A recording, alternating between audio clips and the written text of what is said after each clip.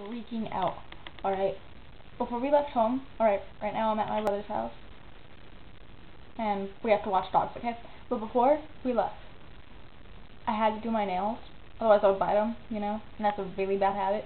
So before we left, I did my nails, and I wanted to do them a different color than I've ever done.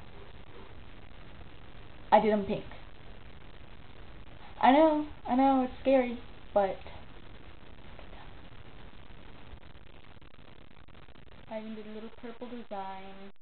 Don't know if you can see it right there, but it's really bright and it's scaring me. And for those of you who don't know,